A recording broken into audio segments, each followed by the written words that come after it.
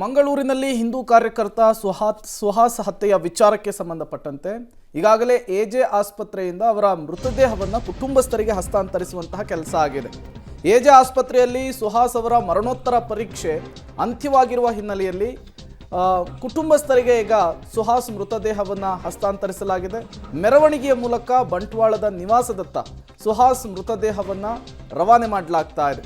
ಸುಹಾಸ್ ಅವರ ಅಂತಿಮ ದರ್ಶನವನ್ನು ಪಡೆದುಕೊಂಡಿದ್ದಾರೆ ಶಾಸಕ ಸುನಿಲ್ ಕುಮಾರ್ ಅವರು. ಎಜೆ ಆಸ್ಪತ್ರೆಯ ಬಳಿ ನೂರಾರು ಸಂಖ್ಯೆಯಲ್ಲಿ ಬಿಜೆಪಿಯ ಕಾರ್ಯಕರ್ತರುಗಳು, ಹಿಂದೂಪರ ಸಂಘಟನೆಯ ಕಾರ್ಯಕರ್ತರುಗಳು ಭಾಗಿಯಾಗಿದ್ದರು. ಆಂಬ್ಯುಲೆನ್ಸ್ನಲ್ಲಿ ಸುಹಾಸ್ ಅವರ ಪಾರ್ಥಿವ ಶರೀರವನ್ನು ಈಗ ಹುಟ್ಟೂರಿನತ್ತ ತೆಗೆದುಕೊಂಡು ಹೋಗಲಾಗ್ತಾ ಇದೆ. ನೀವು ಕೂಡ ವಿಜುವಲ್ಸನ್ನು ಗಮನಿಸ್ತಾ ಇದ್ದೀರಿ. ಕಾರ್ಕಳದ ಶಾಸಕರು, ಮಾಜಿ ಸಚಿವರಾದಂತಹ ಸುನಿಲ್ ಕುಮಾರ್ ಕೂಡ ಸ್ಥಳದಲ್ಲಿಯೇ ಇದ್ದಾರೆ. ಅಂತಿಮ ದರ್ಶನ ಪಡೆದುಕೊಂಡಿದ್ದಾರೆ.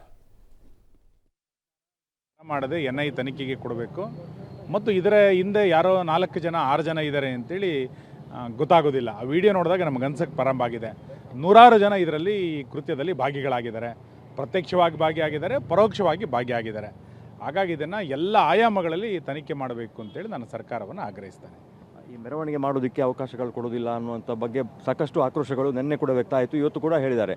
ಬಟ್ ಈ ಸಮಯದಲ್ಲಿ ಈಗ ಮಾಡಬಾರ್ದು ಅನ್ನುವಂಥದ್ದು ವಾಹನಗಳ ಮೆರವಣಿಗೆ ನೋಡಿ, ಈ ಥರ ಹತ್ಯೆ ಆದಾಗ ಸಹಜವಾಗಿ ನಮ್ಮ ಕಾರ್ಯಕರ್ತರಿಗೆ ಮತ್ತು ಸಮಾಜದಲ್ಲಿ ಒಂದು ದುಗುಡ ಇದ್ದೇ ಇರ್ತದೆ. ಮತ್ತು ಈ ಹತ್ಯೆಯನ್ನು ಸಮಾಜ ದೊಡ್ಡ ಪ್ರಮಾಣದಲ್ಲಿ ಸವಾಲಿನ ರೂಪದಲ್ಲಿ ತೆಗೆದುಕೊಳ್ತಾ ಇದೆ. ಹತ್ಯೆ ಆದಾಗ ಒಬ್ಬ ಕಾರ್ಯಕರ್ತನ ಜೊತೆಗೆ ಇಡೀ ಸಮಾಜ ನಿಲ್ಲಬೇಕಾಗಿರುವಂಥದ್ದು ಸಮಾಜದ ಕರ್ತವ್ಯ ಇದೆ. ದಕ್ಷಿಣ ಕನ್ನಡ, ಉಡುಪಿ ಅಂಥ ಜಿಲ್ಲೆಗಳಲ್ಲಿ ಹಿಂದೂ ಸಂಘಟನೆಯ ಕಾರ್ಯಕರ್ತರು, ನಮ್ಮೆಲ್ಲ ಪರಿವಾರದ ಕಾರ್ಯಕರ್ತರು ಈ ರೀತಿಯಾದ ಘಟನೆಗಳಾದಾಗ ಆ ಮನೆಗೆ, ಆ ಕುಟುಂಬಕ್ಕೆ ಪರವಾಗಿ ದೊಡ್ಡ ಪ್ರಮಾಣದಲ್ಲಿ ನಿಲ್ತಾರೆ. ಒಂದು ಮಾನಸಿಕ ಸ್ಥೈರ್ಯವನ್ನು ನಿರ್ಮಾಣ ಮಾಡಲಿಕ್ಕೋಸ್ಕರ ಒಂದು ಮೆರವಣಿಗೆಯನ್ನು ಮಾಡಬೇಕಾಗಿರುವಂಥದ್ದು ಅನಿವಾರ್ಯ ಇದೆ. ಪೊಲೀಸ್ ಇಲಾಖೆ ಇದಕ್ಕೆ ಅನುಮತಿಯನ್ನು ಕೊಡೋದಿಲ್ಲ ಅಂತಂದರೆ ಅದನ್ನು ಕೇಳಲಿಕ್ಕೆ ನಾವು ಏನು ತಯಾರಿಲ್ಲ. ಆದರೆ ನಿನ್ನೆ ಜನಬಿಡವಾದಂಥ ಪ್ರದೇಶದಲ್ಲಿ ಆದರೂ ಇವತ್ತಿಗೆ 24 ಗಂಟೆಗಳಾಗ್ತಾ ಬಂದರೂ ಕೂಡ ಇಲ್ಲಿಯ ತನಕ ಏನನ್ನೂ ಕೂಡ ಇಲ್ಲಿ ತನಕ ಮಾಡಲಿಲ್ಲ. ಈಗ ನನಗೆ ಬರ್ತಾ ಇರುವಂಥ ಪ್ರಾಥಮಿಕವಾದಂಥ ವರದಿಗಳು ಯಾವ ನಮ್ಮ ಹತ್ಯೆ ಆದಂಥ ಕಾರ್ಯಕರ್ತನಿಗೆ ಪೊಲೀಸರು ಮುಂಚಿತವಾಗಿ ತಿಳಿಸಿದರು, ಇನ್ನು ಆತನ ಹತ್ಯೆ ಮಾಡುವಂಥ ಸಂಚನ್ನು ಮೊದಲೇ ರೂಪಿಸಲಾಗಿತ್ತು ಅನ್ನುವಂಥದ್ದನ್ನು ಕೂಡ ಪೊಲೀಸ್ ಇಲಾಖೆ ಗೊತ್ತಿತ್ತು ಅನ್ನುವಂಥದ್ದು ಇವಾಗ ಗೊತ್ತಾಗ್ತಾ ಇದೆ. ಅಂದರೆ ಎಲ್ಲ ಒಂದು ಕಡೆ ಸರ್ಕಾರವೇ ಇದರಲ್ಲಿ ಕೈವಾಡ ಮಾಡಿದೆಯಾ ಅನ್ನುವಂಥದ್ದು ಅನುಮಾನಗಳು ಪುಷ್ಟಿ ಕೊಡ್ತಾ ಇದೆ. ಈ ಎಲ್ಲ ಅನುಮಾನಗಳು ನಿವಾರಣೆ ಆಗಬೇಕು ಅಂತಂದರೆ ಕರ್ನಾಟಕ ಸರ್ಕಾರದ ಪೊಲೀಸರಿಂದ ತನಿಖೆಗಳನ್ನು ನಾವು ನಿರೀಕ್ಷೆ ಮಾಡೋದಿಲ್ಲ. ಇದನ್ನು NIAಗೆ ಕೊಡಬೇಕು. NIA ಅಧಿಕಾರಿಗಳು ಇದನ್ನು ತನಿಖೆ ಮಾಡಿದಾಗ ನಮಗೆ ನ್ಯಾಯ ಸಿಗುತ್ತೆ. ನೆಟ್ಟಾರು ಪ್ರಕರಣದಲ್ಲೂ ಕೂಡ ನಮಗೆ ಎಲ್ಲಿ NIAಗೆ ಕೊಟ್ಟ ನಂತರ ಎಷ್ಟು ದೊಡ್ಡ ಪ್ರಮಾಣದಲ್ಲಿ ಇದರ ಜಾಲ ಆಗಿತ್ತು ಅನ್ನೋದು ಗೊತ್ತಾಗಿದೆ. ಹಾಗಾಗಿ ಇಲ್ಲಿ ಸ್ಥಳೀಯ ಪೊಲೀಸರ ಮೇಲೆ ವಿಶ್ವಾಸ ಇಲ್ಲ. ಇದನ್ನು NIAಗೆ ಕೊಡಬೇಕು ಅಂತೇಳಿ ನಾನು ಆಗ್ರಹಿಸ್ತೇನೆ. ಈಗಾಗಲೇ ಅದರ ಜೊತೆಗೆ ಸೋಷಿಯಲ್ ಮೀಡಿಯಾಗಳಲ್ಲೂ ಕೂಡ ಹಿಂದೂ ಮುಖಂಡರುಗಳು, ನಾಯಕರುಗಳು ಈ ಥರದ ಡೆತ್ ಆದಂಥ ಸಂದರ್ಭದಲ್ಲಿ BJP ಶಾಸಕರ ಮೇಲೆ ಒಂದು ಆಕ್ರೋಶವನ್ನು ಆರಂಭದಲ್ಲಿ ವ್ಯಕ್ತಪಡಿಸ್ತಾರೆ. ನಮಗೆ ರಕ್ಷಣೆ ಇಲ್ವಾ ಅನ್ನುವಂಥ ಪ್ರಶ್ನೆಗಳನ್ನು ಕೇಳ್ತಾರೆ. ಒಬ್ಬ ಕಾರ್ಯಕರ್ತನ ಹತ್ಯೆ ಆದಾಗ ಸಹಜವಾಗಿ ಒಂದು ಆಕ್ರೋಶ ಇದ್ದೇ ಇರ್ತದೆ. ಕಾರ್ಯಕರ್ತರಿಗೆ ರಕ್ಷಣೆಯನ್ನು ಕೊಡಬೇಕಾಗಿರುವಂಥದ್ದು ಸಮಾಜದ ಕರ್ತವ್ಯ ಇದೆ. ಜನಪ್ರತಿನಿಧಿಗಳಾಗಿ ನಾವು ಕೂಡ ಅವ್ರ ಜೊತೆ ಗಟ್ಟಿ ನಿಲ್ತೇವೆ. ಸುಹಾಸ್ ಶೆಟ್ಟಿಯ ಕುಟುಂಬದ ಜೊತೆಗೆ ನಾವಿದ್ದೇವೆ, ಎಲ್ಲ ಕಾರ್ಯಕರ್ತರ ಜೊತೆಗೆ ಇದ್ದೇ ಇದ್ದೇವೆ. ಆದರೆ ಇವತ್ತು ಜಿಹಾದಿ ಶಕ್ತಿಗಳ ದೊಡ್ಡ ಪ್ರಮಾಣದಲ್ಲಿ ವಿಜೃಂಭಿಸ್ತಾ ಇರುವಂಥ ಸಂದರ್ಭದಲ್ಲಿ ಭಾಳ ಎಚ್ಚರಿಕೆ ಹೆಜ್ಜೆಗಳನ್ನು ಇಡಬೇಕಾಗಿರುವಂಥದ್ದು ನಮ್ಮದು ಕೂಡ ಕರ್ತವ್ಯ ಇದೆ.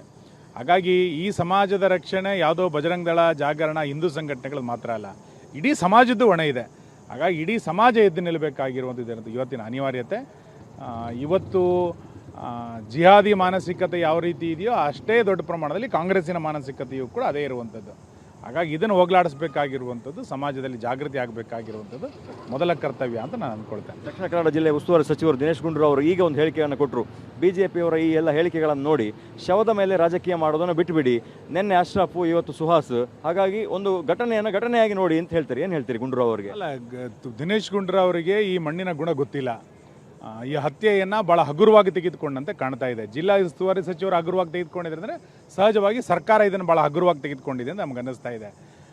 ಇದರ ಮೂಲ ಬೇರುಗಳು ಎಲ್ಲಿದೆ ಎನ್ನುವುದನ್ನು ಸರ್ಕಾರ ಪತ್ತೆ ಹಚ್ಚಬೇಕಾಗಿರುವಂಥದ್ದು. ಆ ವಿಡಿಯೋಗಳನ್ನು ಬಹುಶಃ ದಿನೇಶ್ ಗುಂಡೂರಾವ್ ನೋಡಿಲ್ಲ ಅಂತ ಅನಿಸುತ್ತೆ. 2 ಜನ ಮಹಿಳೆಯರು ಆ ಆರೋಪಿಗಳು ಪರಾರಿ ಆಗಲಿಕ್ಕೆ ಸಹಕಾರ ಮಾಡಿರುವಂಥದ್ದು, ಇವೆಲ್ಲವೂ ವಿಡಿಯೋದಲ್ಲಿ ನೋಡಿದಾಗ ಆ ಸಮುದಾಯದಲ್ಲಿರುವಂಥ ಎಲ್ಲರೂ ಕೂಡ ಎಷ್ಟು ದೊಡ್ಡ ಪ್ರಮಾಣದಲ್ಲಿ ರಕ್ಷಣೆ ನಿಂತಿದ್ದಾರೆ ಎನ್ನುವಂಥದ್ದು ಗೊತ್ತಾಗ್ತಾ ಇದೆ. ಇಂಥ ಸಂದರ್ಭದಲ್ಲಿ ಇದರ ಮೂಲ ಬೇರುಗಳೇನಿದೆ, ಇದರ ಯಾವ್ಯಾವ ಆಯಾಮಗಳಲ್ಲಿ ತನಿಖೆ ಮಾಡಬೇಕು ಅನ್ನುವಂಥದ್ದನ್ನು ಆಲೋಚನೆಯನ್ನು ಇವತ್ತು ಗುಂಡೂರಾವ್ ಅವರು ಮಾಡಬೇಕು. ಎಲ್ಲೋ ಬೆಂಗಳೂರಿನಲ್ಲಿ AC ರೂಮ್ನಲ್ಲಿ ಕೂತ್ಕೊಂಡು ಹೇಳಿಕೆಗಳನ್ನು ಕೊಡಬಾರ್ದು. ರಾಜ್ಯ ಪೊಲೀಸರ ಮೇಲೆ, ಸಿದ್ದರಾಮಯ್ಯ ಸರ್ಕಾರದ ಮೇಲೆ ನಮಗೆ 100% ವಿಶ್ವಾಸ ಇಲ್ಲ. ಯಾಕೆ ಅಂತ ಕೇಳಿದರೆ, ಇದೇ PFIನ ಸಂಘಟನೆಯ ಕಾರ್ಯಕರ್ತರ ಕೇಸುಗಳನ್ನು ಇದೇ ಸರ್ಕಾರ ವಾಪಸ್ ತೆಗೆದುಕೊಂಡಿದ್ದು.